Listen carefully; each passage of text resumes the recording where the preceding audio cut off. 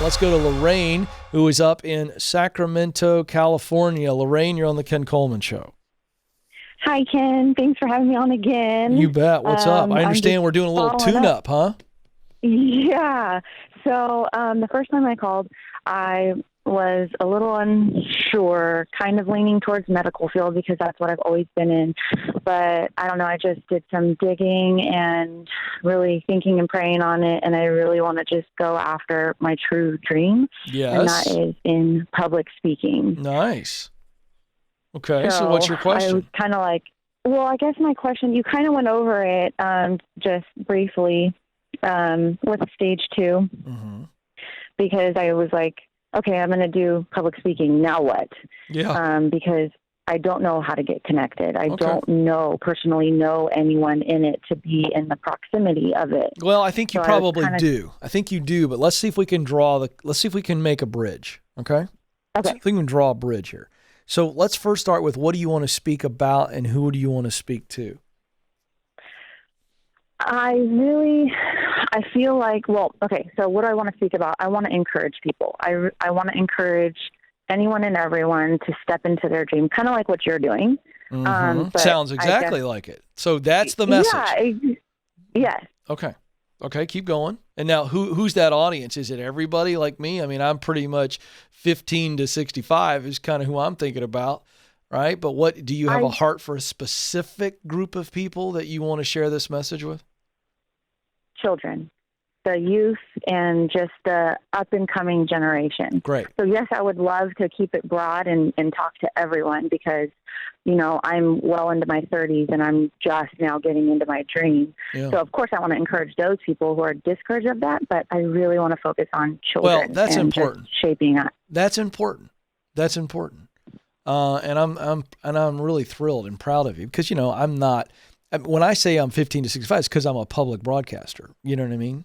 Mm-hmm. Meaning I'm out there. And so it's like, whoever wants to consume this, let's go. I've had 13-year-olds call the show. But with you having a specific focus, I think that's huge. So therein lies how you start to make the connections. So if you want to speak to middle schoolers, high schoolers, college kids, I'm just saying this generally right now because I think that's your audience. Mm-hmm. Okay? Mm-hmm. So where are those kids gathering? And we're going to think outside of COVID, right? We got to get outside of this. Where are those kids gathering that you would potentially have the opportunity to share your message? So you start with that. So where are those kids gathering? Let's give me 3 places where those kids are sitting gathered and they have speakers speaking to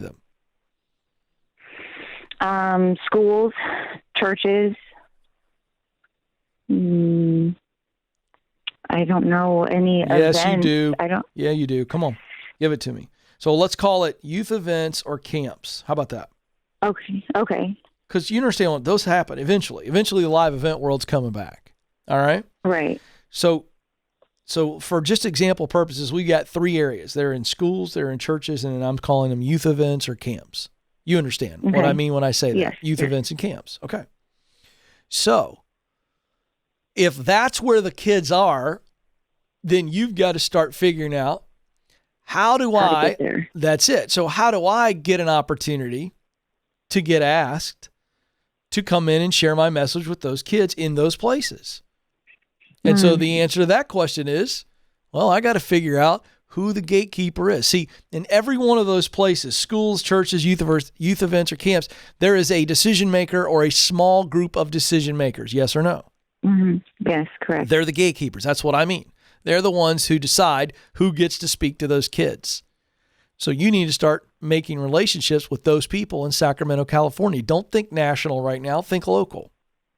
Okay. So is there a 4-H club, Future Farmers of America? I'm making all this stuff. I mean, I'm not making it up. Those are real places. But you understand what I'm saying? Yes. YMCA doing a lock-in with middle schoolers. I mean, everything you can, because in the early days, you want to do everything you can. Now, so you got to identify the places and then the people who are the gatekeepers to those places where you could eventually speak. Then once you identify that, you got to start connecting with them. And I think the best way for you to connect with them is to pick a couple places where you volunteer your time. And they go, oh, Lorraine is a great person. She loves these kids. She loves the cause. She's a bright light, and they get to know you. And then you go, hey, I'm working my way. My eventual goal is to speak to young people about purpose in their career. And I'd be happy to do a workshop for free or whatever.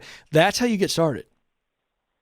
And so then you find ways to connect with those people beyond just volunteering. Who do you know that knows those gatekeepers? Or who do you know that knows somebody that knows those gatekeepers?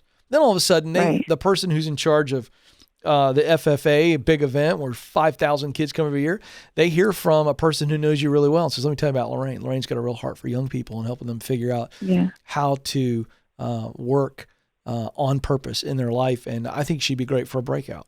So I know it feels intimidating, but let's just pause for a moment. Now that I've explained how I would go about doing it, does that make sense to you? And do you feel a little bit more confident now that you do have the ability to make the connections and actually get going? Yes, but I do have a question.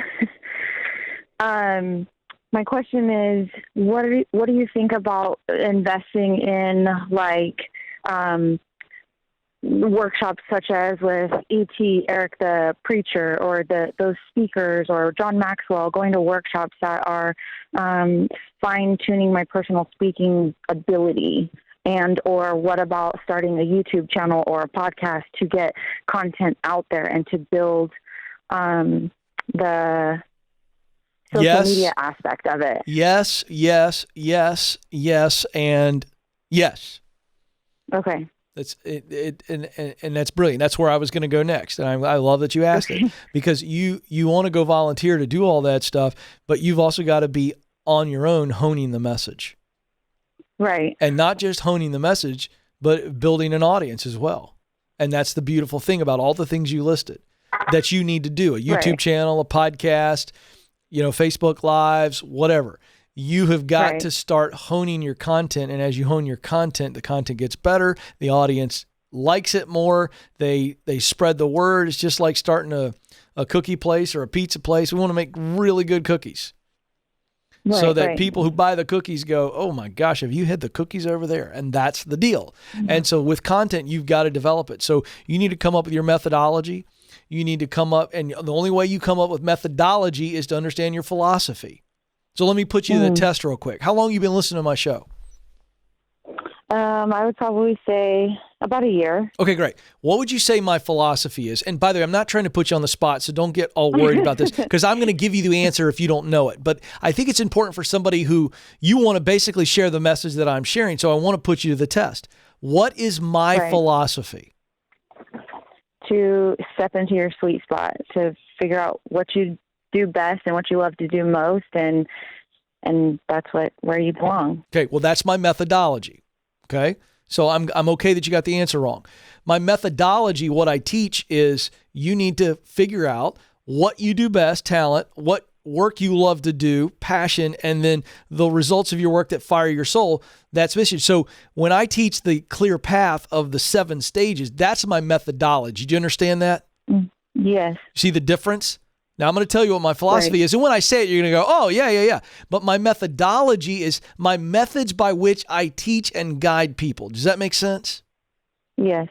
So everything I teach is in that clear path of the 7 stages. And the sweet spot is the tip of the methodology sphere, right? The tip of the spear. Now my philosophy is this. It's how I open the show every day, and you've heard me say it hundreds of times. I say, you were created to fill a unique role in your work. You were needed, you must do it. That's my philosophy. So I have a philosophy that says every man and woman was created on purpose. They've got a contribution that they can make and should make in the workplace, and I'm trying to get as many people as possible. All right, now that's my vision.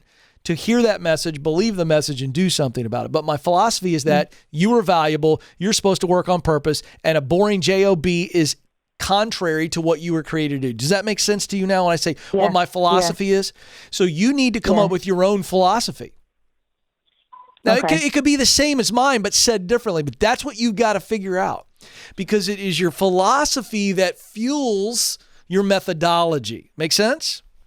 Yes, yes. What I just did, by the way, was give you all a free workshop on how to develop content. Okay? And with the fire hose. You got it. No, I know. I gave it to you quick. But that's your homework assignment. Because you must always retreat to philosophy in creating any new content or any product or anything like that. Because people got to know what you believe. And that's what philosophy means. What's your philosophy? Yeah. This is what I believe. Absolutely. And then what's your methodology on how people actually arrive at that destination that you believe they should arrive at. And so that's all you got to come up with. Okay? Awesome. It's going to take time. Thanks, Ken. But listen, Lorraine, will you please stay tuned to what we're doing here? Because I think there are going to be some opportunities for you to step into some things we're developing. That's all I can say right now. Absolutely. Joe will shock me. He's got a little shock button over there. If I start to get too close to talk about stuff we're working on, he hits it. And so if you've ever been watching the show and I do one of those numbers, it's because Joe said I'm saying too much. Oh, now he's got sound effects. I like that, Joe. That's good. I prefer the sound effect, not the shock.